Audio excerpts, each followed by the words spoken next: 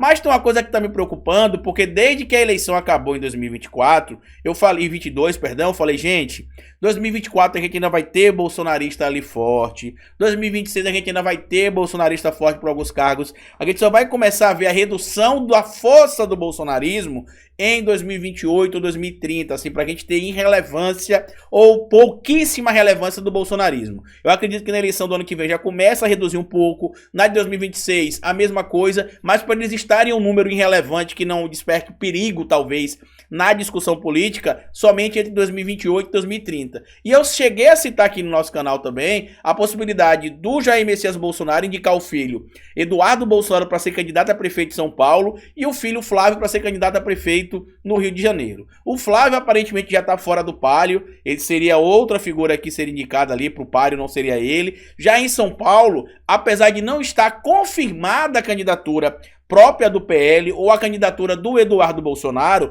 a pesquisa divulgada essa semana agora que eu trouxe aqui no canal, mostra ali ele atrás do Guilherme Boulos, ele aparece com 18% nas pesquisas, o Guilherme Boulos aparece com 22% e mostra aqui inclusive, 26%, perdão, e mostra até mesmo a possibilidade aqui dentro da margem de erro da pesquisa, que é de 3,54 percentuais para mais ou para menos, mostra que a possibilidade até de um empate técnico praticamente. Por quê? O Eduardo Bolsonaro ele aparece liderando a pesquisa, inclusive está aqui na coluna, aparece em segundo lugar da pesquisa, está aqui inclusive na coluna do Igor Gadelha, escrita aqui a matéria pelo Gustavo Zucchi, que o Ricardo Nunes não estaria preocupado porque ele teria em tese um acordo com o Valdemar Costa Neto, mas eu não teria tanta certeza assim quanto o Ricardo Nunes não, tá? Por que eu não teria tanta certeza? Porque o Eduardo Bolsonaro tá aparecendo aqui com 18% das intenções de voto em segundo lugar. Material publicado aqui ontem na revista Fora, a gente trouxe.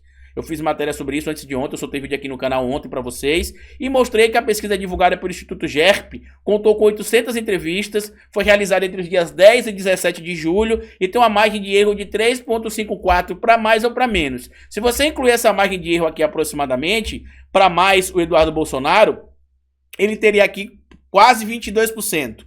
E se você tirar isso aqui do Guilherme Boulos também, ele teria pouco mais de 22% aqui na pesquisa, ou seja, teria um empate técnico provavelmente entre o Guilherme Boulos e o próprio Eduardo Bolsonaro. Atualmente não existe ameaça, segundo aqui o prefeito de São Paulo, né, o Ricardo Nunes, porque, segundo ele, o Valdemar Costa Neto tinha garantido ali que apoiaria ele, tanto que o Valdemar Costa Neto já teria rifado o Ricardo Nunes, e segundo ele também, o Valdemar e nem o PL teria mostrado ali que teria algum tipo de interesse na candidatura do Eduardo Bolsonaro contra o Ricardo Nunes. O grande problema é que o Ricardo Nunes aparece muito abaixo do Eduardo Bolsonaro nessa pesquisa e isso aqui poderia favorecer uma discussão sobre a entrada do Eduardo Bolsonaro no pleito. Por quê? Primeiro, o Ricardo Nunes está ali 12 pontos atrás do Eduardo Bolsonaro. Segundo, poderia-se ter uma aliança ali de outros nomes para poder ligar à direita em São Paulo, inclusive o Eduardo Bolsonaro e alguém supostamente mais moderado para poder concorrer. E terceiro, né, segundo ponto, e terceiro ponto, ou segundo, nem lembro mais aqui qual que é o ponto que a gente tá.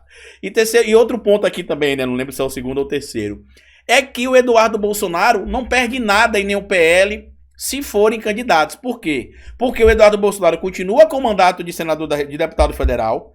Caso aconteça um segundo turno entre o Guilherme Boulos e o Ricardo Nunes, o PL pode barganhar alguma coisa nesse acordo também e não vai dar em uma situação ruim em tese para o PL. Ao contrário, isso pode fortalecer mais o PL. Mas por que eu trouxe esse vídeo aqui para vocês agora e hoje, já que eu tinha citado o material de pesquisa de São Paulo ontem também? Porque tem muita gente na inocência imaginando que o risco, que o perigo do bolsonarismo acabou e não acabou, gente. Não é porque a figura do Bolsonaro está inelegível que as figuras que ascenderam com o bolsonarismo ou que fazem parte do clã Bolsonaro não terão força. Acreditem ainda que, lamentavelmente, a gente vai ter alguns anos de luta ainda contra esse movimento neofascista de extrema-direita brasileiro, que vai dar um trabalho ainda, mas a gente vai conseguir derrotar eles com democracia, com discussão política e com o principal, formação política.